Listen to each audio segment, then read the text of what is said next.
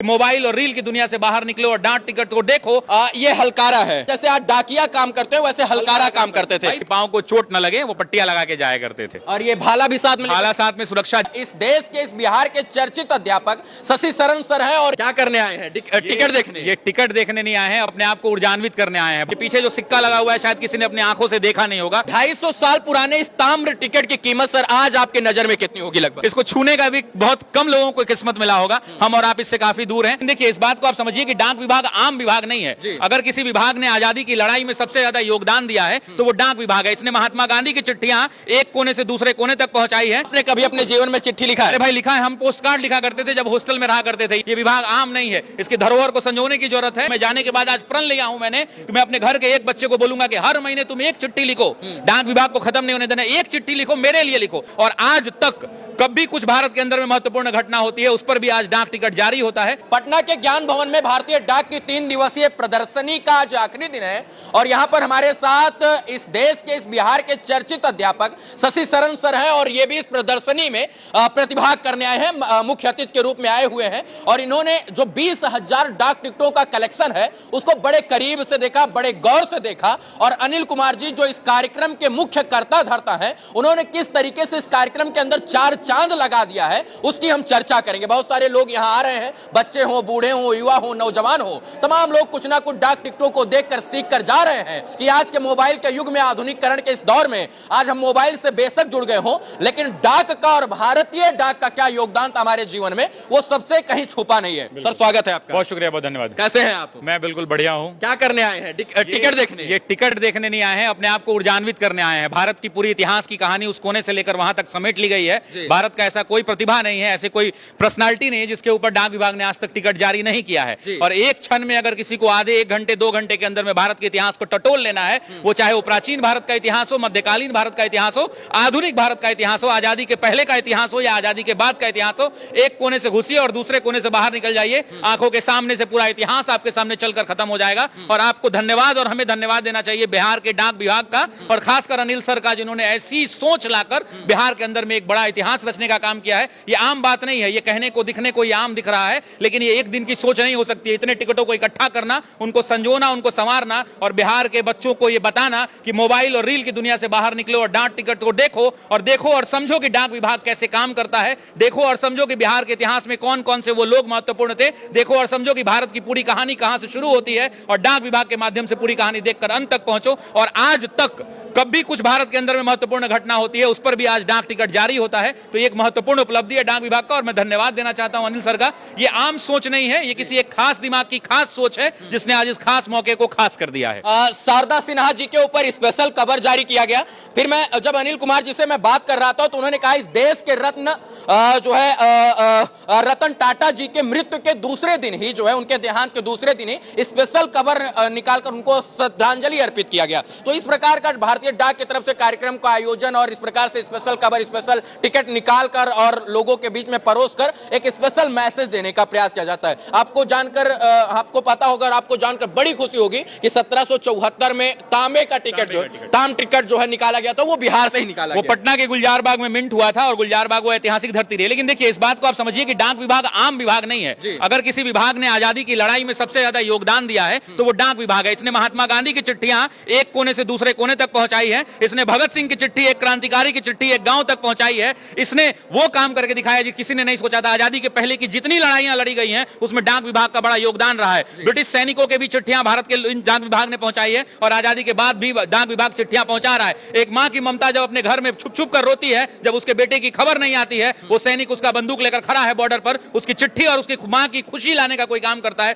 तो डाक विभाग जब उसका डाकिया चिट्ठी लेकर के आता है। ये विभाग आम नहीं है, इसके धरोहर को संजोने की जरूरत है और हम सबकी जिम्मेदारी है, हमारी भी जिम्मेदारी है कि हम अपने आने वाली पीढ़ियों को बताएं कि डाक विभाग की जिम्मेदारियों से वो कैसे चले। हम बताएं कि टिकटों का महत्व क्या है। हम बताएं कि आज भी बेटा, मैं चाहता हूं, मैं जाने के बाद आज प्रण लिया हूं मैंने कि मैं अपने घर के एक बच्चे को बोलूंगा कि हर महीने तुम एक चिट्ठी लिखो, डाक विभाग को खत्म नहीं होने देना, एक चिट्ठी लिखो, मेरे लिए लिखो। एक बेटा अपने बाप के बारे में क्या सोचता है, वो चिट्ठी लिखे, लेकिन एक महीने में चिट्ठी अगर एक बच्चा अपने पिता, माता पिता, दोस्त, साथी, शिक्षक किसी के लिए भी लिखे, ये डाक विभाग पुनर्जीवित होगा। और उससे मतलब नहीं है, मतलब इस बात से है कि बच्चों में लेखन शैली डेवलप होगी। चिट्ठी लिखना आम बात नहीं है, उसमें बहुत सारे परिवर्तन लाएंगे। तो एक परिवर्तन तो मैं आज अपने लेके लिए जा रहा हूं। आपने कभी अपने जीवन में चिट्ठी लिखा है? अरे भाई लिखा है, हम पोस्ट कार्ड लिखा करते थे जब हॉस्टल में रहा करते थे। ये दौर है 1994, 95, 96 का, जब दौर था बचपन, वो बचपन का दौर था जब पोस्ट कार्ड आता था और पोस्ट कार्ड में चिट्ठी लिखते थे, आगे में पता होता था, और चिट्ठी लिखते लिखते जब पलट देते थे जहां पता लिखा जाता था, तो वहां हम अपने माँ बाप को प्रणाम करके लिखते थे कि भैया आशीर्वाद दीजिएगा, और वो चिट्ठियां आ जाती थी। ना जाने कितने महबूब ने अपनी महबूबाओं को चिट्ठी लिखा होगा, और भारत के राष्ट्रपति ने कितनी चिट्ठियां लिखी होंगी, महात्मा गांधी की चिट्ठियां लगी हुई है, उनके हैंडराइटिंग की चिट्ठियां लिखी हो।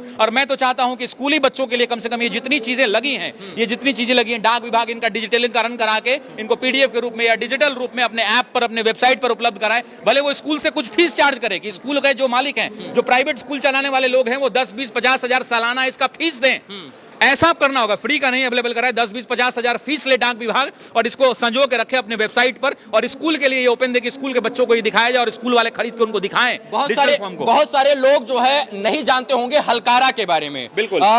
जब शेरशाह सूरी का वक्त हुआ करता था, जमाना हुआ करता था, तब जो है जैसे आज डाकिया काम करते हैं वैसे हलकारा काम करते थे। तो हलकारा के बारे में, जमाने में घोड़े से चिट्ठियां जाती थी, घोड़े चिट्ठियां लेकर जाया करते थे, आम आदमी पदयात्रा करके चिट्ठियां, कबूतर से चिट्ठियां, उसके पहले नाव से चिट्ठियां जाती थी। तो ये चिट्ठियां आम नहीं है, ये चिट्ठियां कहने को डाक है, लेकिन ये डाक नहीं है, ये एक दिल से दूसरे दिल तक पहुंचाए जाने वाली खबर है जो डाक विभाग किया करता था।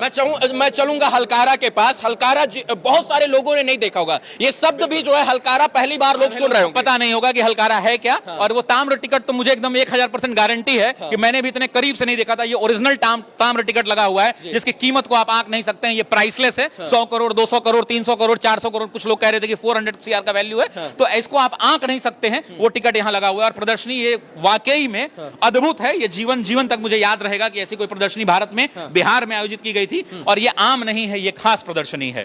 ये हलकारा है।